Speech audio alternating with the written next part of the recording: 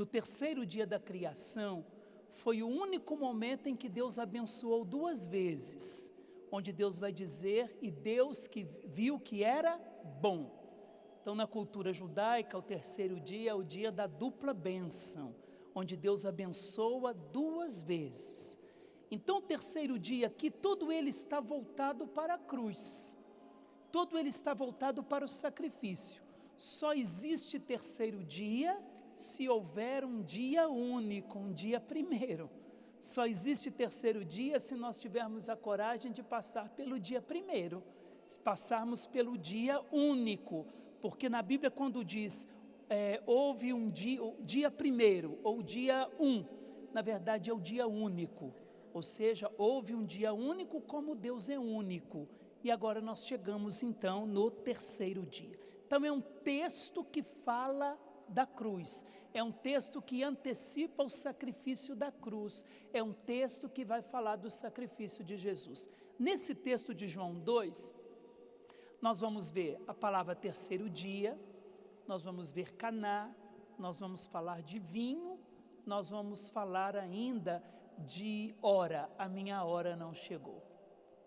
Tudo é a hora da cruz, tudo voltado para o sacrifício da cruz.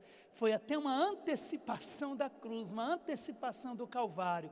Quando fala do vinho, o vinho que Jesus trouxe era melhor do que o antigo, já está falando do vinho de João 13, quando ele vai dar o vinho novo, que é o seu sangue para beber, para ser a nossa bebida. Então, é uma antecipação da cruz, não tem para onde correr, não tem o que fazer diante desse texto de João 2. Então vamos lá. Diz assim, é só uma introdução para a gente entrar naquilo que eu gostaria de trabalhar com vocês. No terceiro dia, houve um casamento em Caná da Galileia. A palavra Caná no hebraico significa lugar da redenção, lugar do resgate, lugar da nova criação. Então significa que Caná, onde aconteceu o resgate do homem, aconteceu no Calvário, aconteceu na cruz. Então Caná da Galileia é o lugar do grande resgate, é onde Jesus escolheu para começar os seus sinais, porque ele está intimamente ligado ao amor esponsal. Nós estamos falando de matrimônio, nós estamos falando de uma festa de casamento, nós estamos falando de um casal que já não tinha mais vinho, e nós estamos falando de um vinho que vai brotar do coração de Jesus. É muito interessante esse texto, é claro, a gente ficaria dias falando sobre esse texto, porque ele é rico em todos os sentidos, tanto na palavra Caná, quanto na palavra Galileia, e assim por diante. Então houve um casamento em Caná da Galileia, e a mãe de Jesus estava lá.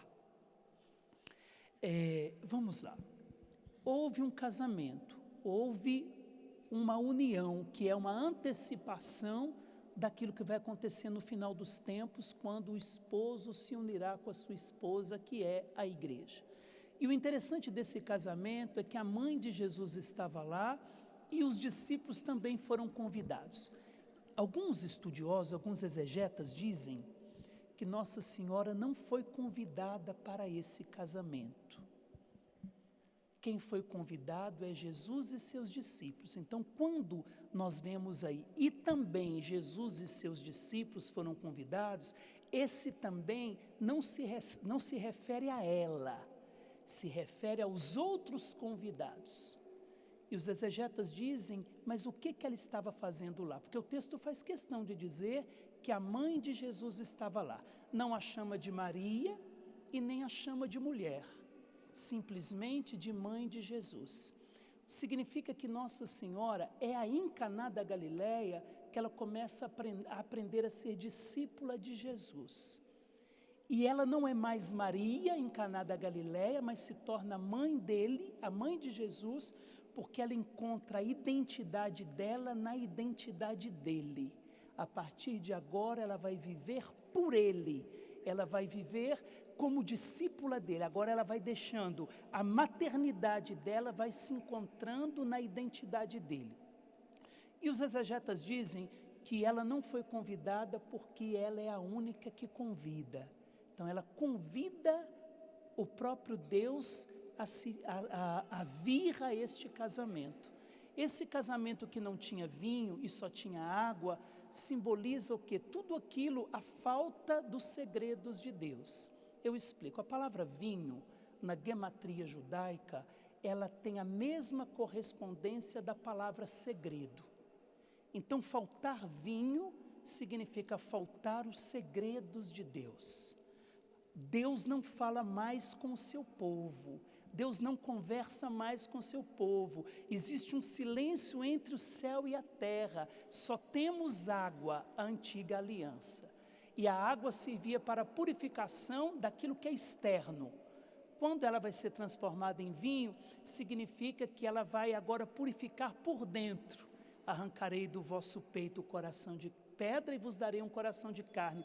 Imprimirei a minha lei dentro de vós. Então agora já não é uma questão de água que purifica por fora, mas agora é um vinho que vai ser bebido para purificar por dentro.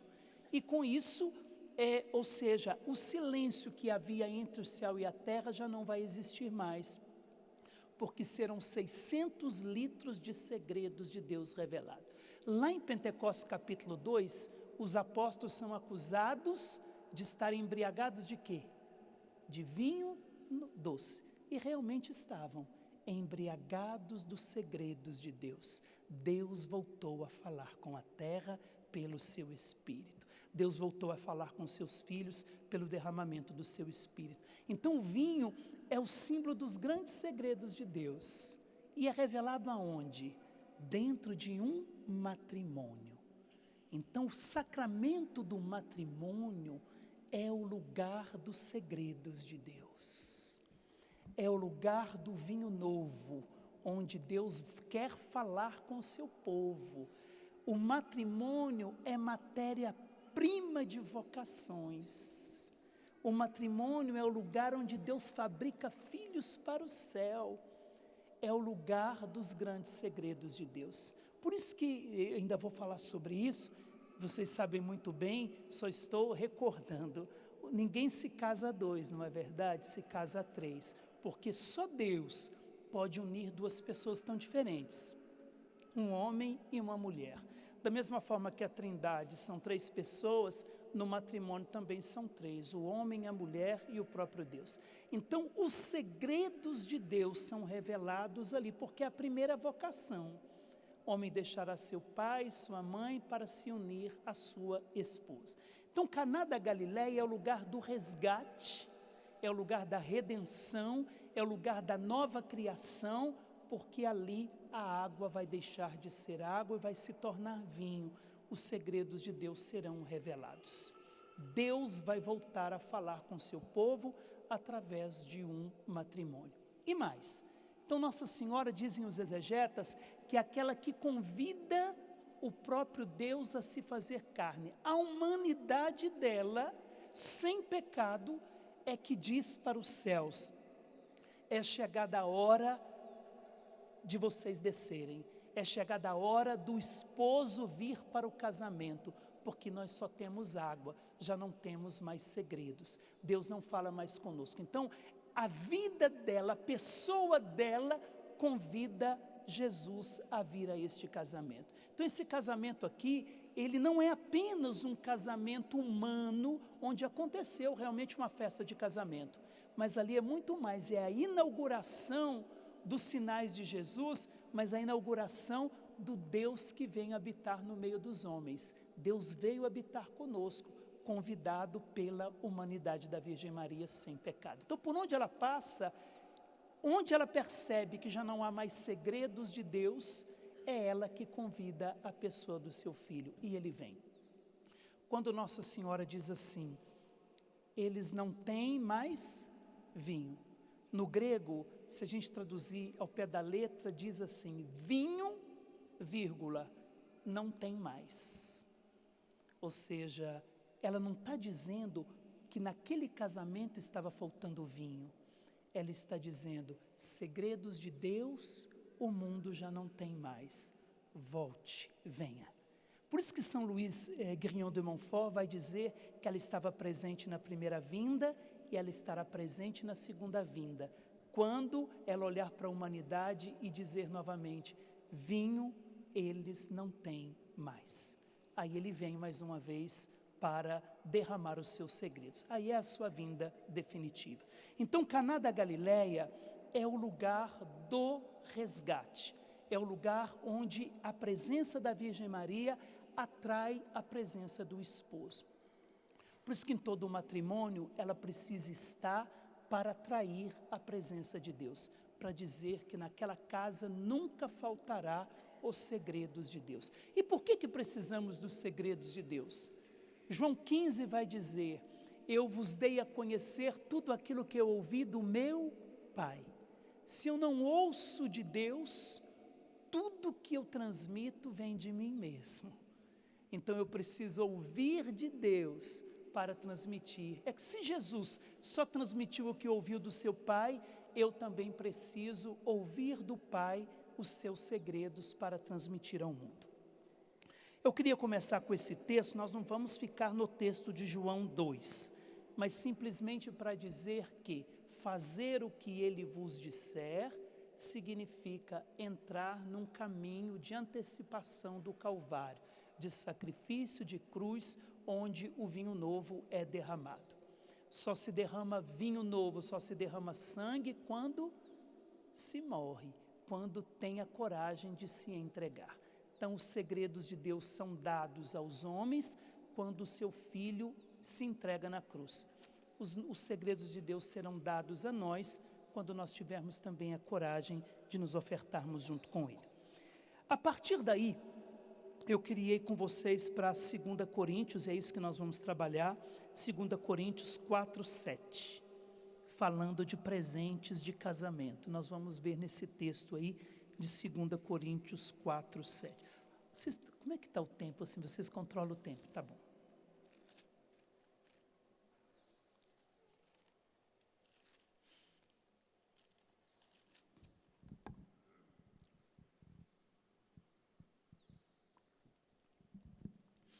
Ora, trazemos esse tesouro em vasos de barro, para que todos reconheçam que este poder extraordinário vem de Deus e não de nós.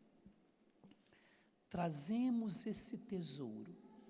Eu quero falar do verbo trazer e depois falar que tesouro é esse a partir da Sagrada Escritura.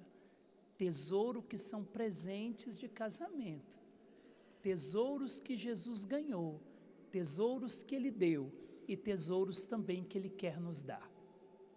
O verbo trazer aqui não é apenas portar ou trazer algo nas mãos como se fosse algo externo a nós. O verbo trazer aqui no grego se diz eco, que significa grávida, ou seja, portar consigo. Então, quando São Paulo diz aos Coríntios, trazemos um tesouro, ele não está dizendo que nós portamos um tesouro fora de nós, mas nós estamos grávidos desse tesouro. Ele está dentro de nós, é inseparável de nós. Como uma mulher grávida, onde ela vai? Ela leva a sua criança, ela leva o seu bebê, porque se faz um com ela, está dentro dela, se alimenta do que ela come, e ao mesmo tempo ela é que vai gerando aquela criança. Ou seja, esse tesouro do qual São Paulo está falando, ele só se torna, por isso que Jesus vai dizer, onde está o teu tesouro, aí está o teu coração. Estamos grávidos desse tesouro. São Paulo quer dizer, olha, por onde nós formos, esse tesouro precisa estar dentro de nós. Nós não levamos e entregamos, nós não levamos e deixamos aqui, não. Ele se torna um comigo, uma só carne, está dentro de mim. Na alegria, na tristeza, na saúde e na doença, esse tesouro está dentro de mim, é inseparável de mim.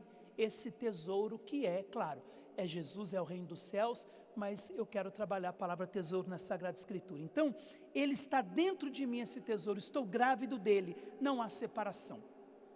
E se eu quiser me separar dele, na vida espiritual vai se chamar aborto, porque eu me torno um único com ele. Não vai ser um nascimento, mas vai ser um aborto. Eu trago, é uma gravidez eterna. Estou grávido desse tesouro que foi plantado dentro de mim. Então trazemos um tesouro em vasos de barro. Não levo de um lado para o outro, mas trago sendo e me tornando um com aquilo que leva e que porta. Onde nós encontramos esse mesmo termo? Lá em João 19, 17. Pega lá comigo. João 19, 17. O mesmo termo no grego.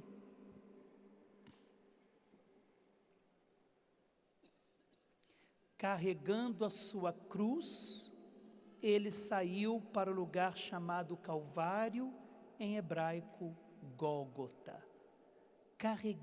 Carregando a sua cruz. É o mesmo verbo aí.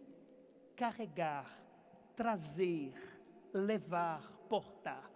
Jesus não carregou a cruz como algo externo a ele.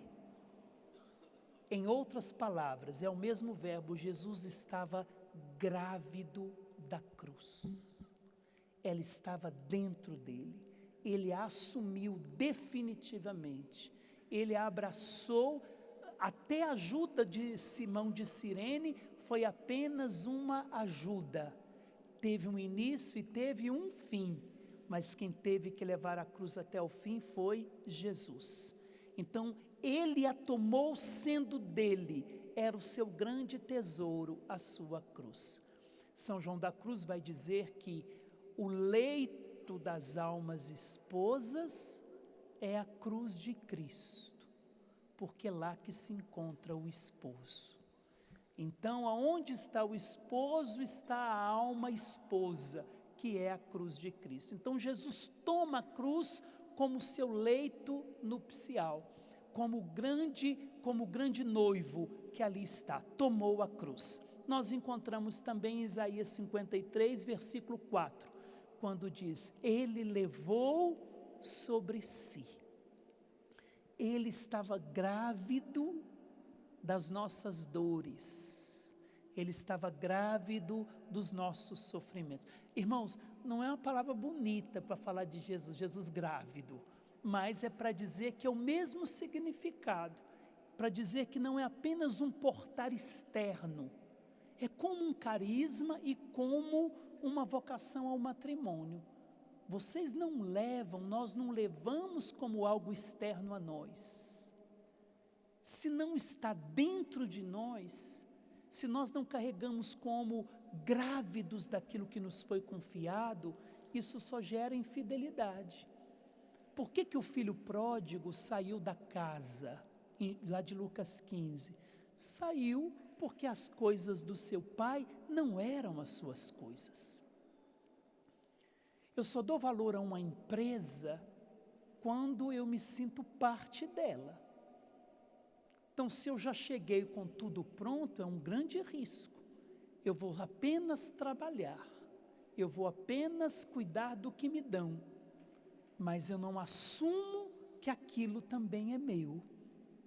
E se eu não assumo que aquilo é meu, se eu não estou grávido daquele carisma, se eu não estou grávido daquela vocação, se eu não estou grávido daquele chamado, eu vou carregar como um adereço, eu vou carregar apenas por um tempo, eu vou levar de um lugar para o outro, mas eu não sou chamado a isso. Então, trazemos em nós, carregamos em nós, foi fecundado em nós um grande tesouro. Eu carrego dentro de mim. E esse tesouro, que tesouro é esse e como lidar com esse tesouro, já que São Paulo fala aos Coríntios, que trazemos um grande tesouro. Como que se lida com esse tesouro? Nós encontramos a resposta lá em Mateus, capítulo 6, versículo 21. Olha, a gente vai trabalhar bastante com a Sagrada Escritura, viu? Mas vocês estão acostumados, né? A Bíblia aqui na Canção Nova é igual a Alex, abre sozinha, né? Mateus 6, ela abre sozinha. Fazem um estudo da palavra todos os dias. Foi assim que eu aprendi com vocês, hein? Estudo da palavra todos os dias. Mateus 6, 21 diz assim: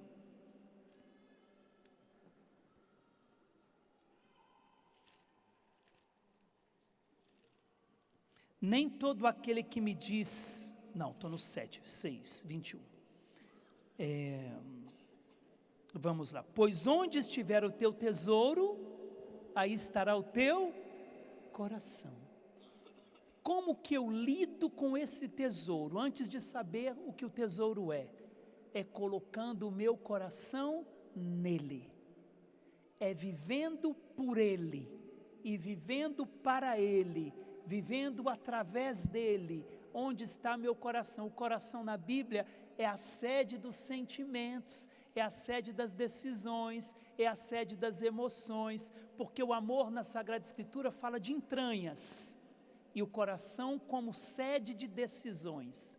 Então, aonde está o meu tesouro, ali está também as minhas decisões. Eu decido a partir do grande tesouro que foi fecundado em mim. Eu decido a partir do grande tesouro que foi plantado em mim. Todas as minhas decisões são pautadas a partir desse grande tesouro. Então eu coloco o meu coração nele, eu coloco a minha vida nele, as minhas emoções, sentimentos, decisões, tudo está ali no nesse grande tesouro. E que tesouro é esse? A resposta está em Mateus 2, 11. Vamos continuar aí no Evangelho de Mateus, capítulo 2, versículo 11.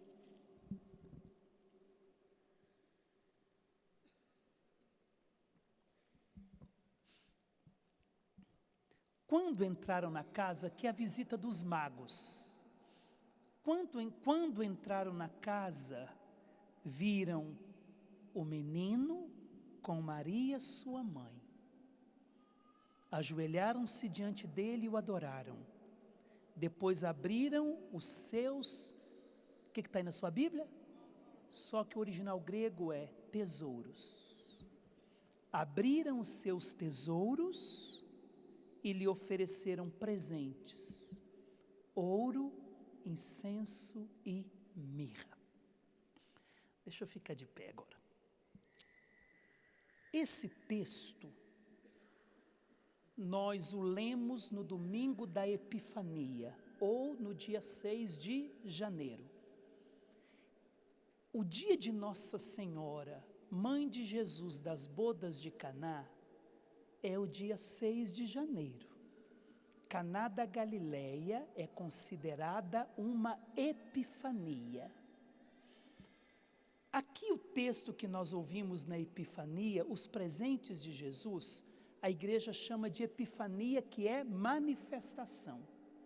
Na vida de Jesus, Jesus teve duas epifanias.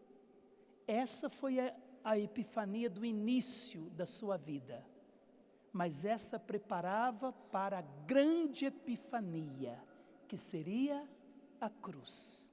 Então essa epifania do nascimento está unida à epifania da cruz.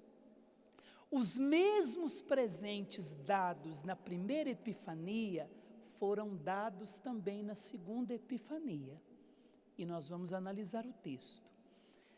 Quando os pastores visitaram a Virgem Maria, a Bíblia garante, está lá no texto bíblico, os pastores encontraram um menino envolto em faixas, junto com seu pai e sua mãe. Por que que nesta epifania, por que que na visita dos magos, o texto diz que encontraram o menino e a sua mãe? Cadê São José? Saiu para comprar fralda? Não. Porque esse texto já é uma antecipação da epifania da cruz, onde ele também não estaria. Aos pés da cruz se encontrou a sua mãe. Então, na primeira Epifania também os magos só encontrariam a sua mãe, porque aqui não é questão de manifestação apenas para o mundo, é questão de cruz, é antecipação do Calvário, é anúncio do Calvário, onde só ela estaria. Na primeira Epifania, os magos vieram. A segunda Epifania, Jesus diz para Nicodemos: quando o Filho do Homem for elevado, ele atrairá para ele todos os homens. Na primeira vieram os magos. A igreja sempre considerou, a partir dos presentes, que eram 3 magos, porque acreditava-se então que só existiam 3 continentes nesse período bíblico. Então são 3 continentes que se dobram diante de Jesus e o adoram. Agora, quando ele foi levado da cruz, todas as nações se dobrariam diante dele. Então aqui nós temos um presente: incenso, ouro, incenso e mirra. E eu vou falar dos 3 de uma forma mais aprofundada na vida do matrimônio, na vida do casal, que são presentes que vocês também ganharam no dia do casamento e não sabiam. Ouro, incenso e mirra. Interessante que, já que o ouro é dado para o rei, na cruz colocaram um presente para Jesus, uma plaquinha dizendo: Jesus Nazareno, Rei dos Judeus. O ouro estava presente, dado ao rei. Depois, já que o incenso é dado para Deus, na cruz disseram: realmente ele era o Filho de Deus. E já que a mirra é usada para embalsamar o corpo, para perfumar o corpo, e é uma erva amarga, misturada, enfim, com incenso muitas vezes, a cruz foi amarga. E Jesus beija aquela esponja de fel para dizer: eu beijo a amargura do seu pecado para devolver a doçura da santidade e do resgate na sua vida. Então Jesus beijou o homem. O beijo na Sagrada Escritura, ele é o símbolo da recriação. O filho pródigo foi beijado. Os rabinos dizem que o homem foi criado num boca a boca com Deus. Deus o beijou na criação. Quando o homem acordou, Deus o chamou à vida. Quando ele abriu os olhos, a primeira coisa que ele enxergou foi a boca de Deus que soprava nas suas narinas. O rabino Rashi diz que nessa hora o homem nasceu de um beijo de amor. Deus o beijou e ele nasceu. A esposa de Cântico dos Cânticos, pedindo que ela seja resgatada, ela diz: beija-me com os lábios teus. Então não poderia faltar o beijo na cruz. Na cruz Jesus beija aquela esponja de fel. Na verdade ele beijava o pecado do homem, o homem pecador, para devolver a vida nova que ele veio dar na cruz. Mirra. Percebe que os presentes estão na primeira Epifania e eles também estão na segunda Epifania? E são esses os presentes que Jesus ganhou. E é sobre esses presentes que eu quero falar. O ouro no casamento, o incenso no casamento e a mirra no casamento. Não pode faltar esses 3 presentes. Já que a Epifania se refere à cruz, já que é só a mãe de Jesus que estava lá, já que em Caná da Galileia só ela também estava lá, então no matrimônio, o matrimônio também tem significado de cruz. O matrimônio tem significado de resgate. E não é isso que São Paulo vai dizer, que o homem santo santifica a mulher e vice-versa? A santificação acontece na oferta total de si. O homem deixa seu pai, sua mãe, para se unir à sua mulher. E o presente que Deus dá, irmãos, não tem para onde correr. O presente que Deus nos dá é o mesmo presente que o seu filho recebeu. Se esse foi o presente que ele deu para o seu filho unigênito e primogênito, esse também é o mesmo presente que ele dá aos seus filhos adotivos, aos filhos que se tornaram filhos no Filho. Ouro, incenso e mirra. Não fiquem assustados não, que o pior ainda está por vir. Ouro, incenso e mirra. Esse é o presente. É presente de aniversário, é presente de casamento. O que você vai me dar de aniversário? Ouro, incenso e mirra. É o presente, é tesouro. A gente não diz nem presente, os magos abriram os seus tesouros. É interessante que essa palavrinha tesouro, ela é ao mesmo tempo o tesouro em si e o grande tesouro onde fica guardados os tesouros. São os tesouros de Deus e onde ficam guardados os seus tesouros. Não é à toa esses presentinhos que os magos levaram. A Bíblia, esses pequenos detalhes, eu fico encantada com esses pequenos detalhes na Sagrada Escritura não estão aí só para falar que o texto crescer, fazer o texto crescer, pelo contrário, são cheios de significado. Então vamos lá. Ouro, incenso e mirra, símbolos da paixão de Cristo. Presentes no nascimento e presentes na morte de Jesus. É interessante que quando a gente lê o texto, o menino estava envolto em faixas. Nós encontramos essas faixas lá em João 11, quando Lázaro sai do sepulcro envolto em faixas. Desde o nascimento ele já está vestindo a nossa morte. Desde o nascimento ele já está com as faixas da nossa morte, para que a gente saia desenfaixado, porque ele não carregou apenas a cruz, ele se engravidou dela.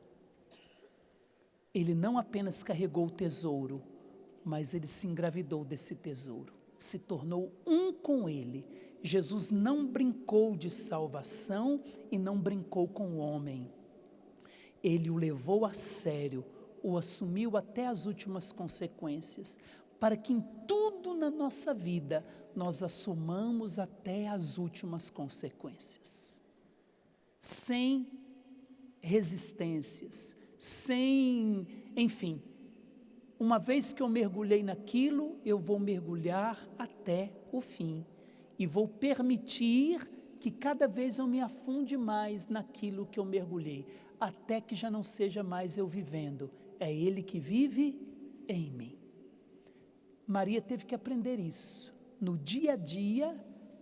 Por isso que quando as mulheres vão até o túmulo para ver o corpo de Jesus, Maria Madalena não foi atrás da ressurreição, ela foi atrás do corpo. A única mulher que não vai ao túmulo, o texto bíblico diz bem claro, foi a mãe de Jesus. Porque ela aprendeu no dia a dia que ela precisava eternizar o seu sim. O sim que ela deu na encarnação, ela o eternizou aos pés da cruz e acreditou que no túmulo ele não estaria mais. Então, uma vez que ela mergulhou, irmãos, tem um texto bíblico de Lucas 1, da Anunciação, que é um dos versículos bíblicos que eu não gosto de ler, não gosto. Eu amo a Sagrada Escritura, mas aquele texto me dá medo, quando diz assim, uma vez que ela disse sim, a Bíblia garante, e o anjo a deixou, e o anjo se afastou dela, e nunca mais ela viu o anjo. É como se a Bíblia dissesse para ela, a partir de agora, assuma as consequências do teu sim. A partir de agora, Maria, é contigo. Se vire. Aprenda no dia a dia a eternizar o teu sim. Você viu o anjo. E uma vez que a gente viu o anjo, fica mais fácil de dizer sim. Ah, tu me seduziste, eu me deixei seduzir. A tua beleza me encantou. Agora, uma vez que a gente dá a resposta, não vê mais anjo, irmãos. No casamento também é assim, não é? Parece que está casando com um anjo, não é? Ela está belíssima, passou uma massa corrida na cara, uma tinta no bico, está belíssima. Esticou o cabelo o dia inteiro no ferro, a brasa. Ele também está todo arrumadinho, internado, né? Está dentro do terno, arrumadinho, parece que está casando com anjos. Depois que deu sim, o anjo vai embora. No outro dia você já percebe que já não é mais um anjo. Agora se vire com o teu sim. O sim que você deu diante do anjo, aprenda a dá-lo diante da cruz. O sim que você deu diante do anjo, aprenda a dar quando a lança traspassar teu coração. O mesmo sim que você deu ao anjo, dê ao soldado que está matando aquele que te chamou. Esse é o sim. Então não é um texto bom de se ler. Quando você for fazer o seu estudo bíblico, pula, viu? Pula esse texto aí, porque ele traz muita dificuldade na vida da gente. E o anjo a deixou. E deixou mesmo. A gente, é só nas nossas reuniões de carisma, reuniões carismáticas, que a gente vê anjo voando para lá, anjo voando para cá, o anjo trouxe a mensagem, na profecia do avivamento que eu venho aqui todos os anos, a gente vê anjo, com a espada desembainhada, não a profecia, mas a quaresma de São Miguel, anjo, São Miguel para todo lado. Ela nunca mais viu o anjo, nunca mais. Porque ela não viveu de consolações, mas viveu de fidelidade. Então aplauda para valer. É a mulher que não viveu de consolação. E no casamento é igualzinho, não é verdade? Num casamento se vive de fidelidade e não de consolações. Consolações é para principiantes. O primeiro ano de casamento tem que ter muita consolação. Mas depois é só de fidelidade. E a fórmula do matrimônio é: eu te prometo ser fiel. A fórmula não é: eu te prometo consolações. Eu te prometo ser fiel, mesmo quando o anjo nos deixar. E saiba, quando você diz sim um para o outro diante do padre, diante do ministro qualificado, é naquele momento que o anjo vai embora. Porque ele só espera. Gente, Deus é assim, a pedagogia divina. Quer ganhar, tem que perder. Quer ser exaltado, tem que ser humilhado. Quer viver, tem que morrer. É uma pedagogia que é só quando a gente estiver lá que a gente vai entender. Senhor, olha, eu não entendo isso não, mas estamos tentando viver. Então, o Senhor tira o anjo da Virgem Maria, e tirou mesmo. Tirou mesmo. Eu não vejo nenhum texto bíblico dizendo que ela teve visão de anjo na hora da cruz. Não tem. E sumiu, desapareceu. Depois, quando ela quer levar os irmãos de Jesus para ouvir a sua palavra, Jesus ainda vai dizer: quem são meus irmãos, quem é minha mãe? Para dizer, para ser minha mãe, não basta laços de sangue. Para ser minha mãe, precisa fabricar a própria vida através da minha palavra.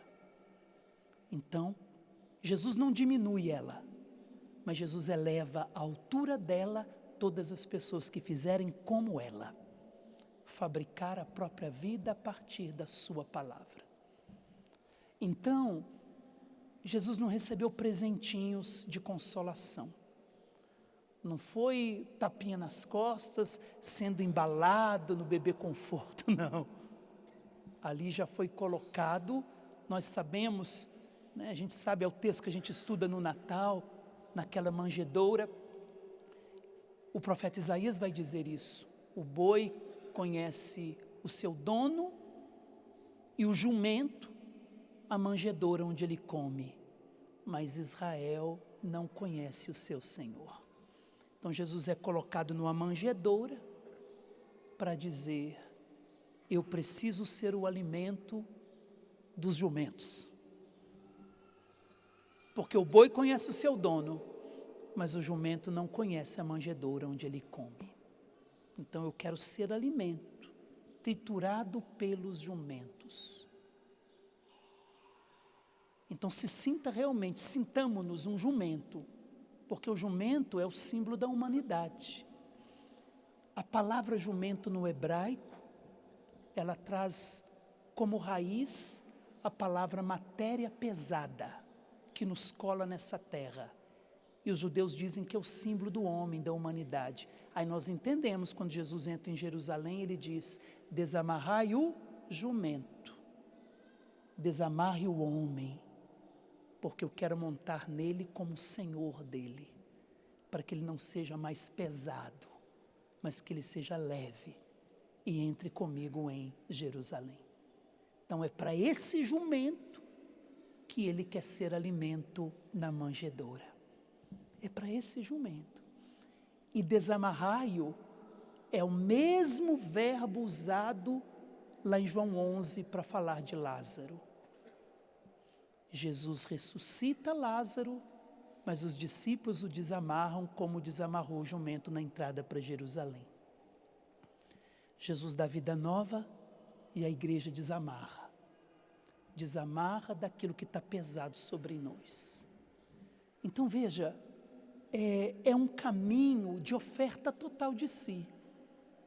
Quanto mais nós nos ofertamos a Deus na vocação que Ele nos chama, num carisma que é a nossa identidade, é o nosso eu ideal, aquilo que eu quero ser, aquilo que Deus me chama a ser, quanto mais eu me entrego dentro de um carisma, uma vocação específica, no caso de vocês a vocação matrimonial, quanto mais eu me oferto, mais eu me entrego, mais parecido com o Jesus que passa pela cruz eu vou me tornando, mais parecido com aquela que não viveu de consolação, mas viveu de fidelidade. Então isso que Deus quer para nós, uma vivência de fidelidade. Irmãos, nos tempos em que estamos vivendo, eu acho que nós nunca vivemos, a igreja já passou por tempos muito difíceis, mas perseguições externas. Perseguições externas é muito fácil, a gente se une e vence. Agora, quando são tribulações internas, é isso que destrói. Externa a gente reza, junta a comunidade, junta os irmãos, vamos rezar, e a gente fica alegre ainda. Estamos sendo perseguidos, estamos na vontade de Deus. Agora, quando o negócio está mal, é dentro, aí a situação fica mais complicada, porque aí já não é questão de oração, é questão de conversão, é questão de mudança de vida. É preferível um autêntico fora a um hipócrita dentro. É preferível, isso em todo tipo de vocação. É preferível um autêntico fora a um hipócrita dentro. Porque o hipócrita vive mediocremente. E a mediocridade mina todos aqueles que querem seguir em frente. Vai minando, porque leva a desconfiança. E mediocridade é sinônimo de falta de comprometimento, é falta de gravidez. Eu carrego como se aquilo fosse externo a mim, e eu esqueço que eu me tornei uma só carne. O matrimônio é assim. Se eu não me sinto dentro, uma única carne, eu vou carregar um encosto. Eu estou carregando um encosto. Eu estou carregando um peso nas minhas costas. E assim a gente não caminha, vai ficando para trás, patinando sem sair do lugar. Então vamos lá. Eu quero... Tem o que ainda aí? Já terminou? Faltam 10 minutos. Então nesses 10 minutos, eu quero falar do primeiro presente que Jesus ganhou, que foi o ouro. O ouro geralmente é dado para o rei. Significa, o que um rei faz? O rei deveria ir para a guerra. Quando o rei Davi não foi para a guerra, ele caiu no pecado, não foi? Em vez de estar lá lutando e combatendo, dando a vida pelo seu reino, ele estava lá com a mulher de Urias. Então, não ir para a guerra e ofertar a sua vida é caminho de pecado, porque eu vou perder meu tempo fazendo o que não deveria. Enquanto Davi não estava na guerra lutando pelo seu povo, ele estava lá contemplando Bet-sabeia, e nós sabemos no que deu, as consequências disso. Então, o ouro é dado para o rei porque ele é símbolo de vida ofertada. O rei está a serviço. Por que no matrimônio precisa ganhar ouro e a sua aliança é de ouro? Para dizer que a sua vida está a serviço do outro. Você se tornou rei e ganhou de presente uma aliança de ouro. Você é rei, mas que tipo de reinado? É o reinado de Jesus.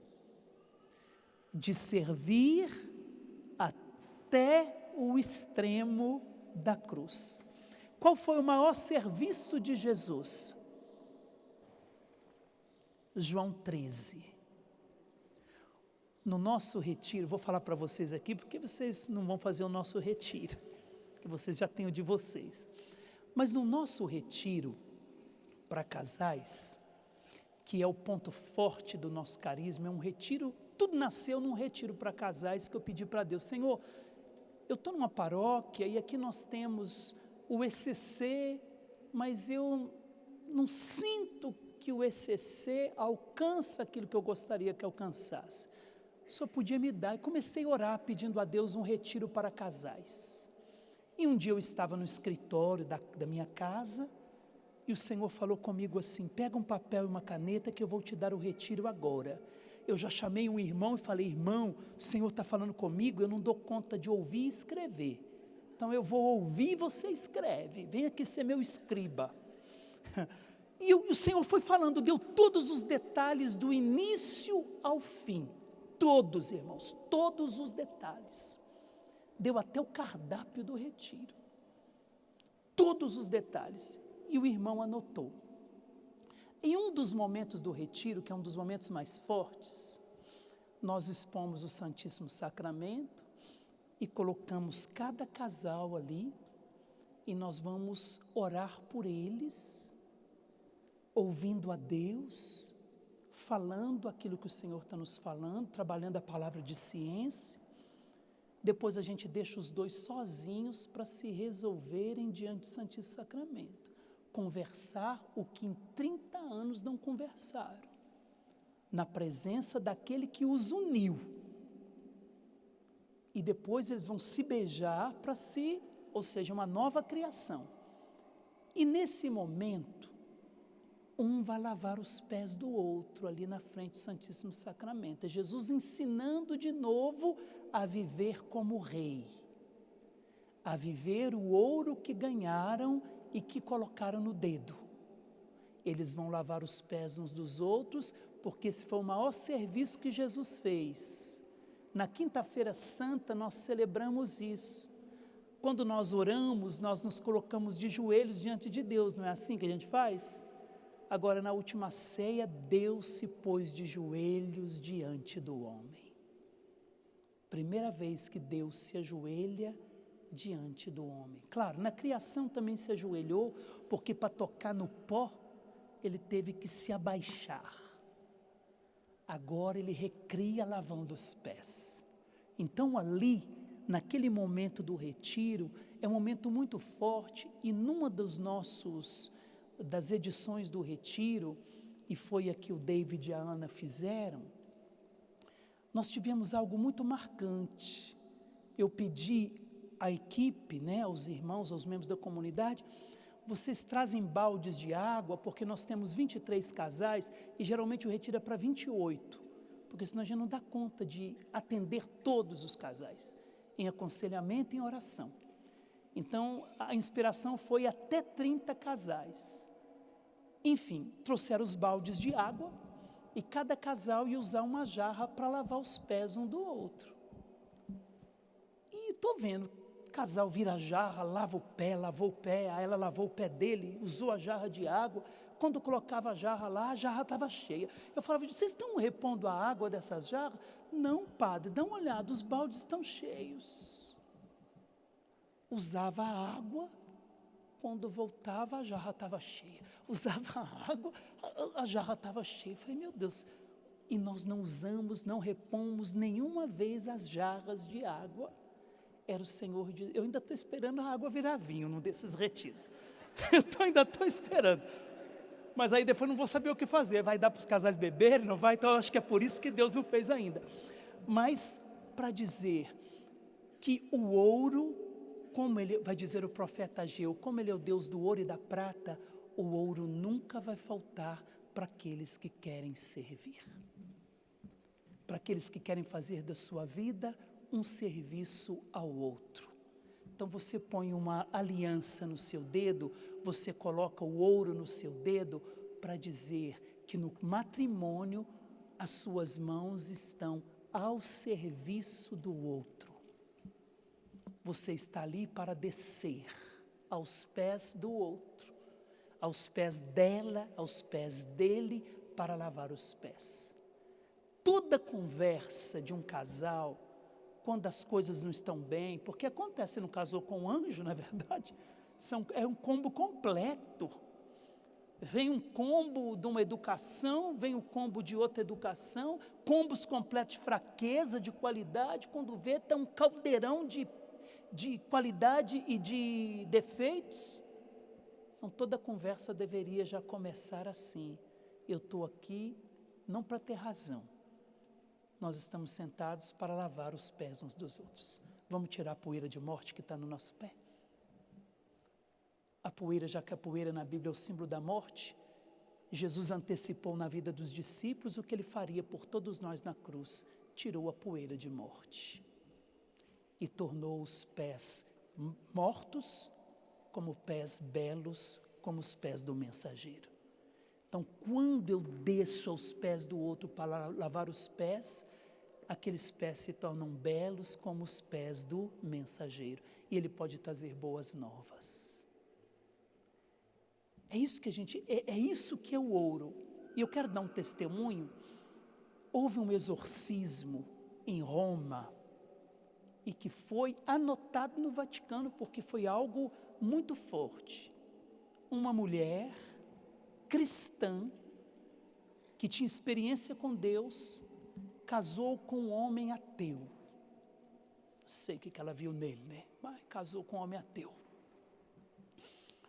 Casou, só que não se sabia que ele era possesso pelo demônio.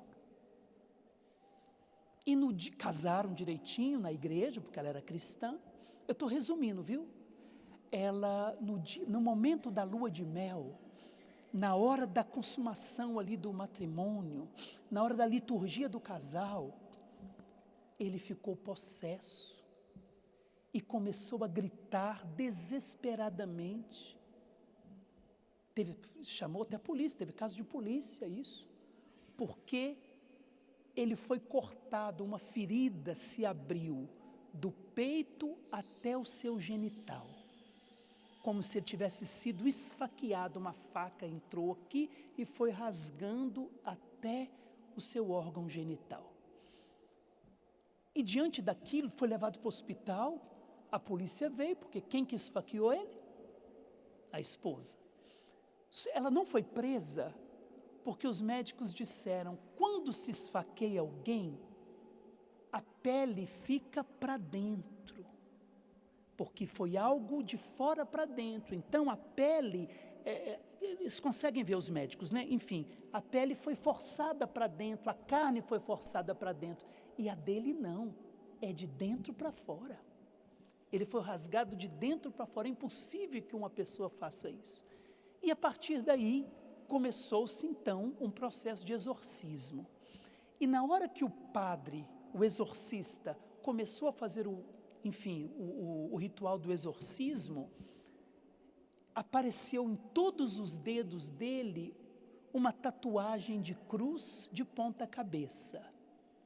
Só não apareceu no dedo que estava a aliança. 9 dedos com a cruz de ponta cabeça, e o dedo da aliança não. E o exorcista ficou curioso com aquilo e perguntou para o diabo: por que esse dedo não está tatuado? Ele disse: ele era todo meu. Quando essa aliança foi colocada no dedo dele, eu comecei a perdê-lo para ela. Eu comecei a perdê-lo para o Deus que ela serve. Eu comecei a perdê-lo para esse sacramento que ele recebeu. E é claro, o exorcismo durou muitos anos, e a partir daí o exorcista compreendeu que o sacramento do matrimônio é um exorcismo. O sacramento do matrimônio salva e exorciza, quando ele é vivido como ouro, no serviço um do outro. Essa mulher salvou esse homem. O diabo perdeu terreno quando ele se tornou uma só carne com ela através do sacramento do matrimônio. Já não eram mais 2, mas agora uma única pessoa, um só coração, uma só alma. Eu vou terminar o ouro aqui, porque senão os opressores levantam a plaquinha para mim. Vamos lá. O ouro é a realeza, é o serviço, sim. Mas ele também é o símbolo da graça. A arca da aliança era revestida de ouro por dentro e por fora. Maria é a nova arca da aliança, revestida do ouro da graça, por dentro e por fora. O ouro, realeza, serviço e graça. A palavra ouro, no hebraico se diz zahav, Z-A-H-A-V, zahav. E o zahav, esse Z, corresponde à letra hebraica Zain. Essa letra, ela parece, quer ver? Parece esse pedestal do microfone. Tem uma letra Vav, que é um pedestal desse microfone, desse jeitinho aqui. E o Zain, além disso, é como se ele tivesse uma coroa nele. Ele tem um desenho em cima que parece uma coroa. É uma letra do alfabeto hebraico que escreve a palavra ouro. O Zain é a 7ª letra do alfabeto hebraico. Já percebe que a 7ª é o número da perfeição. Letra 7 do alfabeto. Ele é um Vav coroado. O Vav é a letra que corresponde ao homem, porque ele é o número 6, a 6ª letra do alfabeto hebraico. 6 é o símbolo do homem, o símbolo da imperfeição. Por isso que o anticristo, qual que é o número do anticristo? 666, 3 vezes imperfeito. Enquanto Deus é 777, 3 vezes santo, 3 vezes perfeito, santo, santo, santo. E interessante, se a gente pega João 6, 66, ali está a resposta para o anticristo. Quem é o anticristo? João 6, 66, 666. Depois você olha lá, quem é o anticristo? Está lá, em João 6, 66. Então, o Vav, já que o Zain é um Vav coroado, significa que é o imperfeito que foi coroado. Espera aí, coroado e se tornou perfeito. O imperfeito 6 que foi coroado e se tornou 7. Foi a coroação que fez dele ser o 7 perfeito. Vav, é interessante que a letra Vav representa a luz de Deus para o homem, dizem os judeus. E o Zain, que é o 7, representa essa luz retornando para Deus. Então veja, ouro significa a luz que bate nele e brilha. A gente não diz reluz como ouro, a luz bateu e voltou. O ouro significa, sou assistido pela graça de Deus, e essa graça de Deus é testemunhada. O que diz o ritual do matrimônio?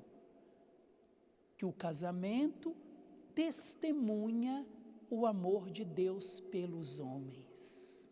O amor de um casal testemunha o amor de Deus pela humanidade. Então, a luz de Deus chega até mim e ela volta para Ele quando a minha vida e o meu matrimônio é um testemunho de amor para os homens. Então, é o imperfeito que vai a caminho da perfeição, assistido pela graça, pela luz, testemunhando a luz. Jesus vai dizer, vós sois a luz do mundo. É interessante que em Provérbios 12:4, a Bíblia diz, a mulher de valor é a coroa do seu marido, ela é o Zaim que coroa o Vave. Então quem é a mulher no casamento? É a coroa do imperfeito. Os 6 coroados se tornam uma única carne e caminha para ser 7, para ser ouro. Então ela é a coroa do seu marido, a mulher de valor. Quem é a mulher de valor? É aquela que vive de fidelidade e não de consolações. É aquela que desce para lavar os pés e o ensina também a lavar os pés. Então ela caminha para a perfeição. Ela caminha, ela o ensina a viver a vontade de Deus. Eu termino falando então da gematria. Pode ainda mais 5 minutinhos? Só para falar da gematria. Porque veja, o Zaim tem o valor de 7, mas existe a gematria dele, que cada letra do alfabeto hebraico tem um valor. Então Zaim é uma palavra, é o nome da letra, mas é uma palavra. E a gematria dele, do Zaim, segundo a cultura bíblica, segundo a cultura judaica, é o número 67. Mesmo valor da palavra compreensão. Então se o Zaim é ouro, é o 6 e o 7 juntos, imperfeito com perfeito, e é o mesmo valor da palavra compreensão. Quando é que o 6 se torna 7? Quando existe uma verdadeira compreensão da vontade de Deus na missão de cada um no casamento. Quando eu sei o meu lugar.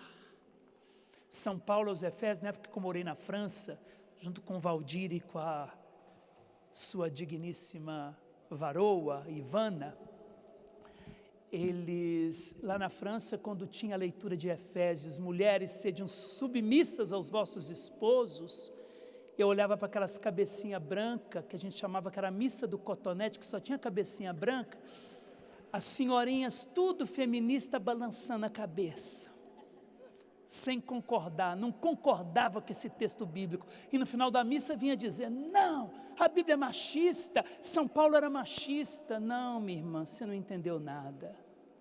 Submissão é estar sob a mesma missão. É como o homem que segura o guarda-chuva para a esposa em tempos de chuva. Enquanto ela está debaixo do guarda-chuva, ela não se molha. Ela está debaixo da mesma missão dele. E qual que é a missão dele? Te guardar, te proteger. Então, mulheres sede submissas, significa que ele precisa ser a tua sombra, te proteger, te acolher. Então, fique debaixo do seu guarda-chuva, seja submissa a ele, porque você está debaixo da mesma missão. É o 6 caminhando para o 7, compreensão da vontade de Deus, compreensão da minha missão. Eu sei o meu lugar não é o dele não é o meu. Eu sei o meu lugar, e cada um vivendo no seu lugar, nós vamos viver muito bem. O imperfeito para o perfeito, 6:7, o homem para Deus. Jesus recebe ouro no sentido de seu amor esponsal, igreja e ele, união do homem, 6, que é a esposa, esposo é ele, o número 7, através do serviço da cruz, a realeza da oferta total de si. O seu casamento é um reino inteiro. O seu casamento é realeza pura, quando ele é uma oferta total de si. Se você não sair para a guerra como Davi deixou de ir, é caminho de pecado. Então, enquanto você faz da sua vida um serviço para o outro, você está exorcizando o maligno e vivendo plenamente a sua vocação. A minha vida é um dom para o outro.